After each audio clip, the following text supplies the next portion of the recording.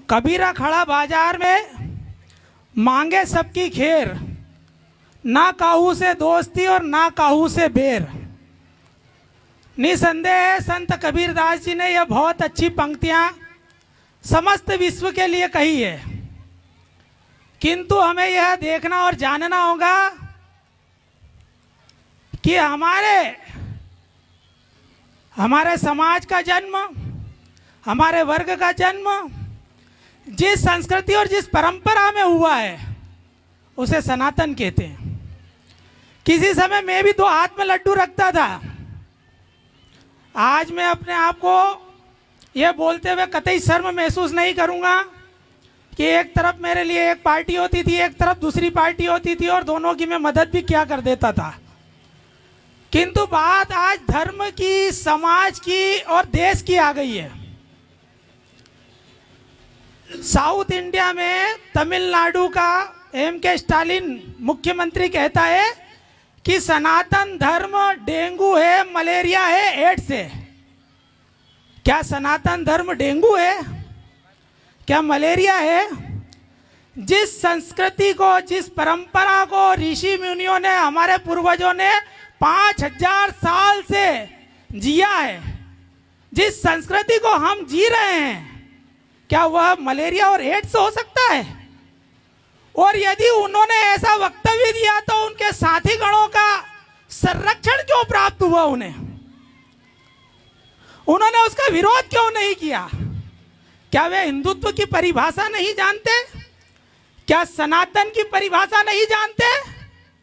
सनातन की परिभाषा सर्वे भवन्तु सुखिनः, सर्वे सन्तु निरामया, जय हो, सर्वे भद्राणि पश्यन्तु मा कश्चित् दुःख भाग् भवेत्। अर्थात सभी सुखी हो, सभी निरोग हो, सबका कल्याण हो, कोई दुखी ना हो। यह सनातन है। वसुदेव कुटुंबकम, यह अखिल संसार, यह अखिल दुनिया, यह विश्व मेरा परिवार है और इस परिवार में रहने वाले जितने जीव जंतु, प्राणी और मनुष्य हैं वे सब मेरे भाई और बहन हैं। यह हिंदुत्व है। हिंदुत्व अंधकार से प्रकाश की ओर ले जाता है। हिंदुत्व मृत्यु से अमृत की ओर ले जाता है। अस्तो मां सद्गमय, तमसो मां ज्योतिर्गमय, मृत्यु और मां अमृत गमय। यह हिंदुत्व है। सिया राम मैं सब जग जानी, कराहु प्रणाम जोरी जुग पानी। ऐसा गोसाई तुलसीदास ने पूरी दुनिया के लोगों के लिए कहा, खुद के लिए नहीं कहा। उन्होंने कहा सब में सिया राम है। मैं आप सब में सिया राम को देखता हूं कि सिया राम मैं सब जानी, सब जग जानी और कराऊं प्रणाम। मैं आप सबको प्रणाम करता हूं सिया राम जान के। कराऊं कृपा जोरी जुग पानी। यह सनातन है। धर्म की जय हो, यह सनातन है। अधर्म का नाश हो, यह सनातन है। प्राणियों में सद्भावना हो। गोसाई जी कहते हैं दया धर्म का मूल है और पाप मूल अभिमान, और तुलसी दया न छोड़िए जब लग गढ़ में प्राण। यह दया, शील, करुणा, यह हमारा सनातन धर्म है, जिसको डेंगू कहा, जिसको मलेरिया कहा, जिसको एड्स जैसा गंभीर रोग कहा। तो क्या यह गंभीर रोग है? तो ऐसे लोगों को सबक सिखाने का समय आया है या नहीं आया है? आया है ना। अभी हमास का युद्ध हुआ। हमास एक बहुत बड़ा आतंकवादी संगठन है। उनने इजराइल में सोते हुए बच्चों को, खाना बना रही बहनों को, ऐसी 1400 लोगों को नरसंहार किया, और बिना किसी कारण के नरसंहार किया। और एक पार्टी हमास आतंकवाद संगठन का समर्थन करती है, फिलिस्तीन का समर्थन करती है। हमारे यहाँ पे दया, करुणा, शील है। हमारे यहाँ पर हिंसा नहीं है। महावीर स्वामी ने कहा अहिंसा परमो धर्म। क्या वे गलत थे? हमारे यहाँ पर भी 2014 से पहले मुंबई ब्लास्ट कांड, ताजमहल ब्लास्ट कांड, दिल्ली में ब्लास्ट, हैदराबाद में ब्लास्ट, ऐसे कई जगह ब्लास्ट हुए और कसाब जैसे आतंकवादी पकड़े गए, और जिन्होंने जरा जरा से बच्चों को गोलियों से भूनते हुए जरा भी दया और रहम नहीं करी। याद है वो दिन? और 2009 के बाद में एक भी हमला आतंकवादियों का हमारे देश पे नहीं हुआ है। हुआ है क्या 2009 के बाद? जब से मोदी जी ने इस देश की बागडोर संभाली है, तब से एक भी हमला हुआ है क्या? एक हुआ था, पुलवामा का हुआ था। घर में घुस के मार के आए थे मोदी जी। आए थे कि नहीं आए थे? आए थे ना। हम हमारे मध्य प्रदेश को, इस मां अहिल्या की पावन नगरी को, यह हिंदुस्तान का दिल है, क्या इसको केरल बनाओगे कि पश्चिम बंगाल बनाओगे कि हैदराबाद बनाओगे कि जम्मू कश्मीर बनाओगे? हम सब बाबा साहब अंबेडकर के अनुयायी हैं। देश विभाजन के पक्ष में कभी बाबा साहब नहीं रहे। उसी समय में दलित नेता एक और हुए, जोगेंद्र नाथ मंडल। पाकिस्तान ने लालच दिया, वहां चले गए, उनका जीवन खराब कर दिया पाकिस्तानियों ने। बाबा साहब हमारे भारत रत्न कहलाए। हिंदुस्तानियों के लिए बिना किसी जाति, वर्ग, संप्रदाय के उन्होंने वह संविधान लिखा जिस संविधान के तहत एक राजा भी हत्या करेगा तो उस पर 302 लगेगी और एक मजदूर भी हत्या करेगा तो उस पर 302 लगेगी। यह संविधान है जिसने इंदौर शहर ही नहीं, मध्य प्रदेश के हर अंचल में, देखो अरुणाचल प्रदेश में एक अलग भाषा है, राजस्थान में राजस्थानी भाषा है, कर्नाटक में कन्नड़ बोली जाती है, उड़ीसा में उड़िया बोली जाती है, बिहार में बिहारी बोली जाती है। और इतनी सारी भाषा, इतने सारे पंथ, इतने सारे संप्रदाय को एक माला में पुराया, उसका नाम संविधान है। और वह हमारे भारत का सबसे बड़ा ग्रंथ है जिसकी शपथ लेकर लोकसभा और विधानसभा में लोग जाते हैं। तो ये विधानसभा में जाने वाले लोग जो आप लोगों का आशीर्वाद लेके जाते हैं, एक बात बताओ, हर बार हम पे आरोप लगते हैं कि आपके समाज के लोग दारू, लिफाफे, साड़ी, कंबल और कलश में वोट देते हैं। अरे एक गधा भी 40,000 में बिकता है यार, तुम कुछ तो अपनी अहमियत समझो। तुम गधे से गए बीते हो क्या? अरे कुछ तो अपनी अहमियत, अपने अस्तित्व को, अपने स्वाभिमान को, अपने मान सम्मान को पहचानो। लंदन की गोलमेज कॉन्फ्रेंस में जाके बाबा साहब अंबेडकर ने अपने मृत बच्चों को छोड़ के आपके लिए वोट का अधिकार मांगा। गुलाम भारत में हमको मतदान का अधिकार नहीं था, अब मतदान का अधिकार दिया तो क्या क्वार्टर में बेचोगे कि साड़ी में बेचोगे कि बकरे और मुर्गे में बेचोगे अपने आप को? और 5 साल की गुलामी करोगे क्या? और खुद तो गुलाम हो गया, आने वाली पीढ़ियों को गुलामी करोगे क्या? उनको भी गुलाम बनाओगे क्या? इस तरह का इस्लामिक राष्ट्र बनाएंगे क्या?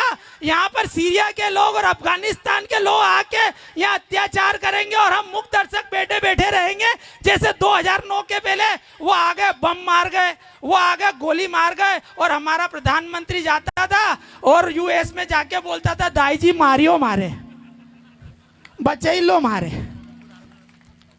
तो ऐसा प्रधानमंत्री जी है क्या? प्रधानमंत्री नरेंद्र मोदी है।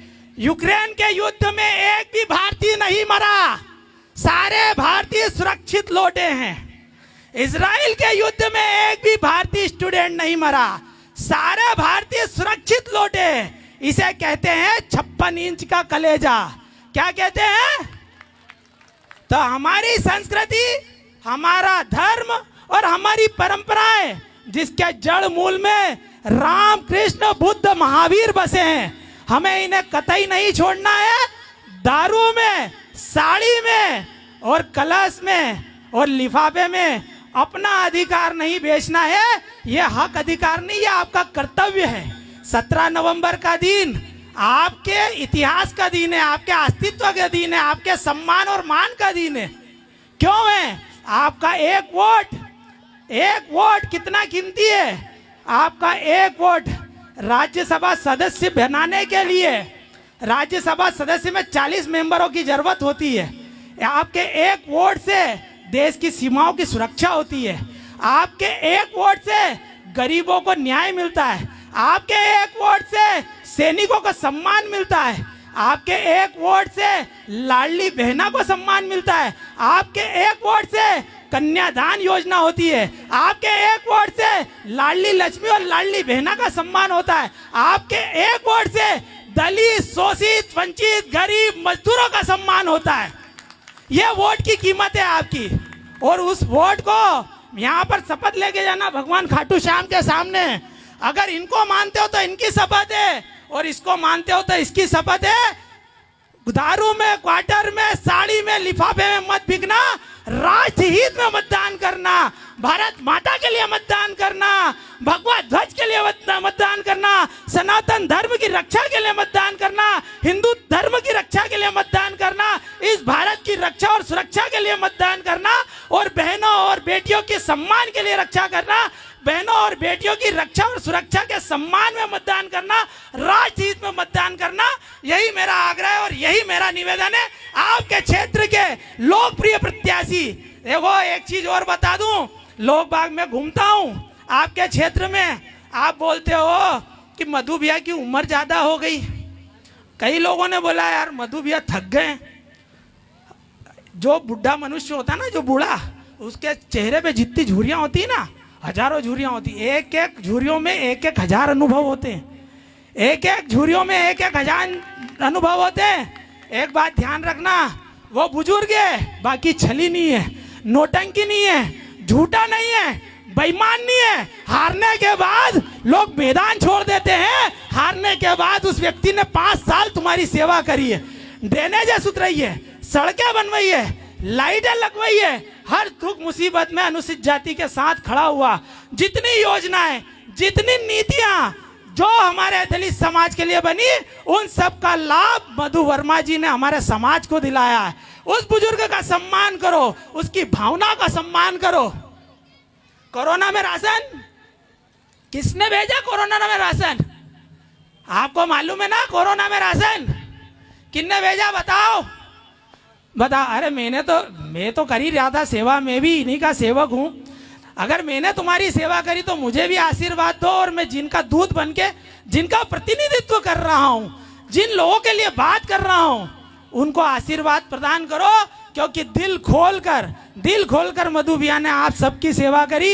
एक बात ध्यान रखना, कोई भी प्रत्याशी आपको झूठ बोल सकता है, पाखंड बना सकता है, बेवकूफ बना सकता है, पैसे के बल पे। आज लड़ाई है धन बल की, धन बल से ईमानदारी की, ईमानदारी और गद्दारी की। तो आप ईमानदार व्यक्ति का साथ दोगे कि नहीं दोगे?